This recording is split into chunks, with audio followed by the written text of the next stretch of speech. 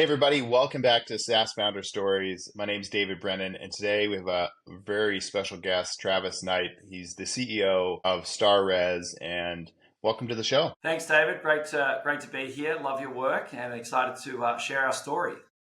Yeah, thank you very much for coming on. Can you tell us a little bit about StarRez, and then we'll jump into the origin story for you? Yeah, so StarRez, I used to love calling it a 30-year overnight success story. We're up to close to 32 years now.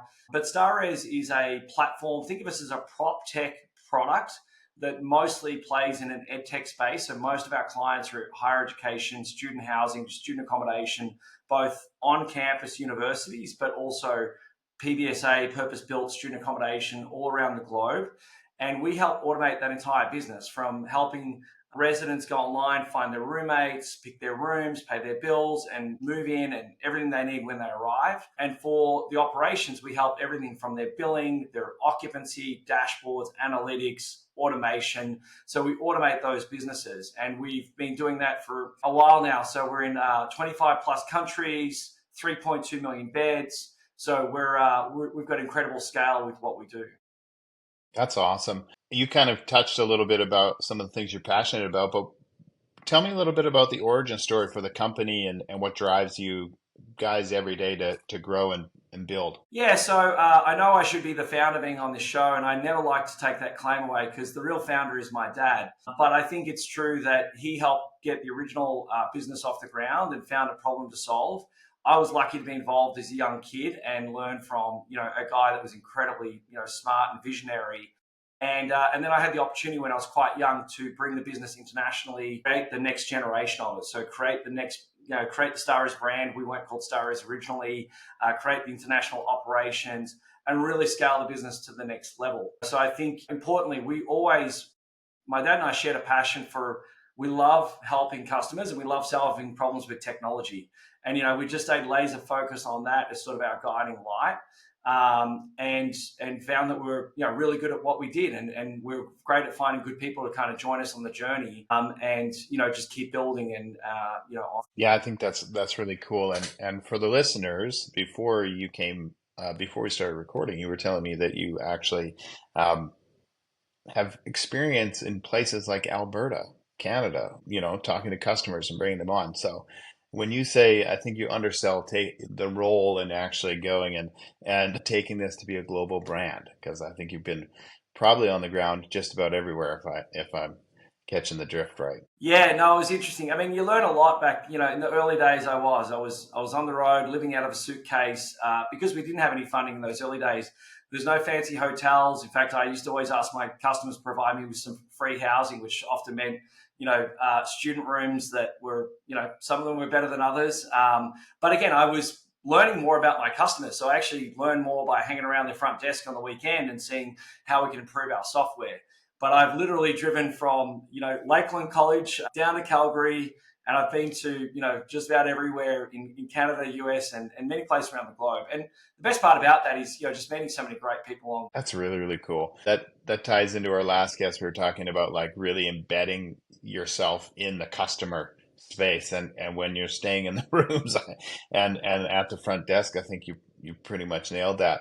That's a really cool, man. So tell me a little bit about what you want to talk about and teach us about, because I think this is a really interesting conversation, and it's often overlooked in the space. Yeah, look, I think like all SaaS companies, we have lots of problems to solve. So try to nail it down to just one that I think is something I'd love to share, and something I wish I knew a bit more about is when to take on funding and what does that look like. Now we went organic and self-funded for multiple decades, which by the way is longer than I recommend. You can definitely take on funding much earlier on and accelerate things. But we felt that was a path for us at the time, and partly we were just not educated enough about funding. Luckily now, today, there's a lot more knowledge about that. But I think importantly, once you make that decision, I think you have to be all in on that decision, and you have to really have a strong conviction around how do we go from here to the other side of it and make it successful. And so for me, it was about finding a really great banker that knew our space incredibly well. I just literally looked out there in the world, mostly LinkedIn, those areas, and I found someone who put out, prop tech reports and market data, I started sort of following that trail. Had 1,000 recommendations, but instead of just going with those recommendations, I did my own homework and I found, a banker that I felt was right. And it's a tough choice because I had a couple that I really, really liked. And probably a couple of them would have been incredibly successful. But the one we found was great. They did a lot of hard work. They took the time to understand us. And importantly, then once you've got that, it's all right, well, who's the right partner? Because you have a lot of interested parties. And for me, I did my own homework and I wanted a partner that was going to bring a lot of resource and expertise to what we did. So for us, we went down the path with Vista Equity Partners, which I couldn't be more thrilled with that decision, a couple of years out the other side of it. But of course, you don't know that when you're going through it. You have high hopes and you have, an expectation.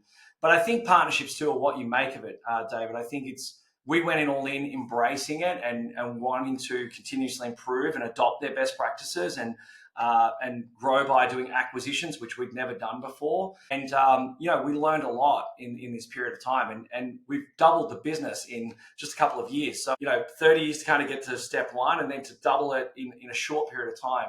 That's a tremendous amount of growth that a lot of businesses just can't sustain. And so when you think about you hinted that you wish you'd done it a little bit earlier. When you think about that and you think about other founders, when do you think they should start looking at bringing on a partner or going after funding? What would be the jump off point that comes to mind? Yeah, look, I think what I've seen with other companies, and I invest in some companies, is I feel like some of them are more worried about funding too early on. And that distracts you from actually solving problems, figuring out who your ideal customers are and, getting raving fans that are going to be your references and ambassadors. I know it's tough, but I prefer that people, either self-fund or just do it super lean and really gritty and, get to some scale where you feel really good that you have solved the problem. So that might be, I've got 10 raving fans, or I've got 20 raving fans. I've got at least 20 customers that absolutely love what I'm doing. They're willing to pay not just a cheap price, but they're willing to pay a valuable price where I can get to close to break even or cash flow positive if you're lucky. And now I've got the time and space to go and look for the right partner. Versus I think you can fall into the trap of constantly fundraising and you grow too quickly then and you're just burning cash, and then before you know it, you've got to focus on the next round of fundraising. That also dilutes you along the way. So by the time you get to scale, you may not even have that much of a vested interest left in the business. So I see that happen as well. So, I encourage people, get to some level of scale, fight and be lean, and then try and find the right partner who can really accelerate things. It's almost a combination. I saw being in San Francisco for the last year, there's this path that lots of companies go on and it works for some, but as many of them burn out as are successful, and that is just raise as much money as you can and build and hope you hit it. And I think it's interesting because there's also my first company which I bootstrapped, and so I have both of those visions, and I think you nail it in that there's this sweet spot that you can choose.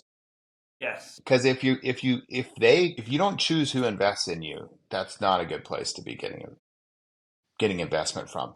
So as a founder, I think that's a really smart place to go to is how can I get this to a place where I can choose who becomes our financing partner or who our investors are? Because you're with them, just like co-founders and everybody else. Absolutely. What would your advice be for, first of all, like finding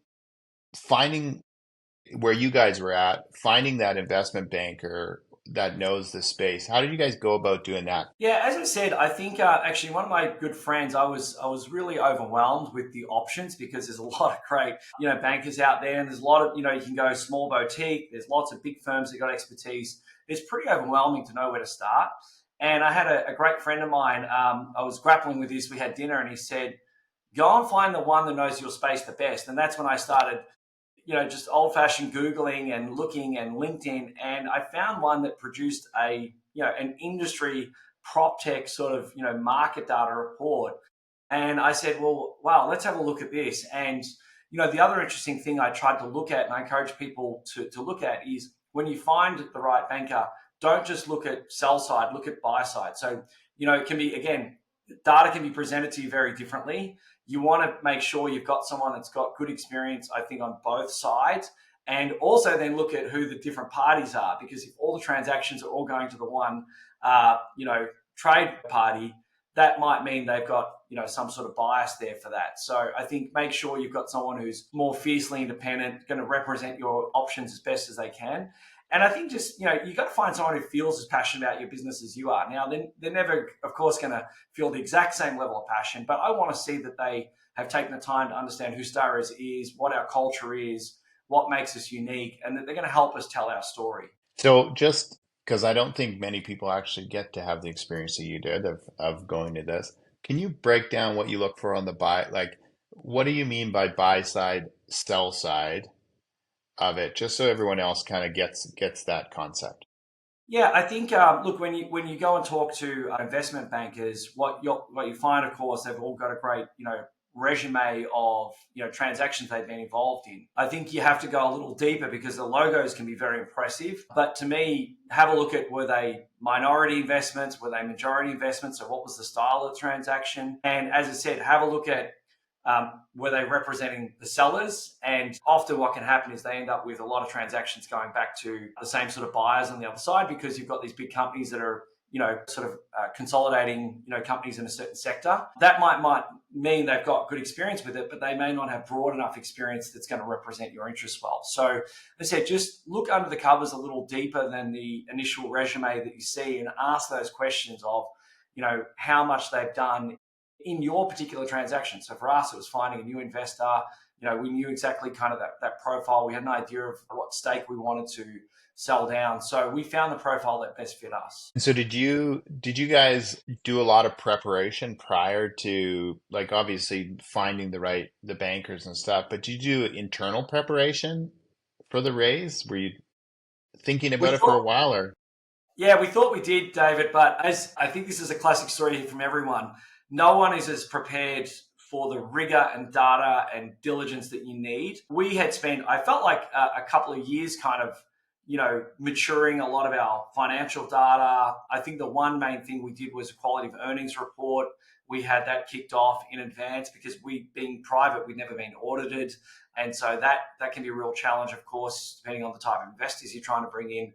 So again, think about, if I had my time again, just get an audit done in advance, get a quality of earnings done in advance. And, interestingly, on the SaaS metric side of things, I thought I was really across a lot of the modern SaaS metrics. And there was some that we had never been measuring, like net revenue retention. Now, the good news for us is when we finally measured it, it was 115%. So it was quite a remarkable number. And I think that's just a result of us having good intention with the way we run the business, which is take care of your customers, focus on product and innovation, and ultimately that drives a great, NRR score. But boy, I wish we'd measured NRR for a few years leading up to this, because we really didn't measure that at all. So again, have a good understanding of what metrics are out there. And again, this is something great, with your network and what you're doing with this, format is there's so much great sharing and learning out there now. So you can be much more educated about what are the things that people are looking for. Retention rates. We never measured retention rates. Our retention strategy was never lose a customer if at all possible. So again, it turned out that means that our retention rates were like 98%, That would be pretty good. which is pretty good. So maybe we don't need to measure. Maybe what we just need to do is adopt the theory that we just don't ever want to lose a customer, and I bet you they'd be all happier. If we spent more time there, we'd be in good shape, maybe. That's the takeaway. Totally, totally. That's awesome. Well, that's really appreciate you breaking that down, because I don't get to talk to many people that have actually done what you have done in the last couple of years, and that's pretty cool to see. So congratulations on that. My final piece is, what's the one thing that we can help you with our network? Yeah, no, I appreciate it, and it's fun to share that story. You don't get a chance to share it while you're, kind of busy building the business and just running around the globe. But look, I think for me, what I love to get out of the network that you have, and this incredible sort of ecosystem that you've got of great founders, is learning what metrics they're measuring today. I'm not always across the newest way to think of what we're measuring, and and again, the benchmarking data. So not only knowing what we're measuring, but sharing some of those metrics, like I just shared a couple of ours. it's always great to get an idea of, how people trending with NPS and ENPS. And, in today's sort of world, you really want to have an understanding of where are we. And you're always probably got areas you want to improve in. But to me, the more, SaaS sort of entrepreneurs can share their metrics, where they're comfortable and it makes sense. To me, I get the best learnings from that. Well, that is a perfect place to end it because that's going to be the request that goes out. Let's have a big conversation on LinkedIn about our metrics and what's working and what's not working, and how we're using them. I think is the best part of it. Well, Awesome. thank you very much, Travis, for being on the show, and I hope one day we get to go run a marathon or do an ultra together because I'll it's have to really train a bit inspiring. harder to catch you on an ultra, but you can join me on a marathon. Okay, sounds good. Thank you, man. Have a great day. Thanks, David. Cheers.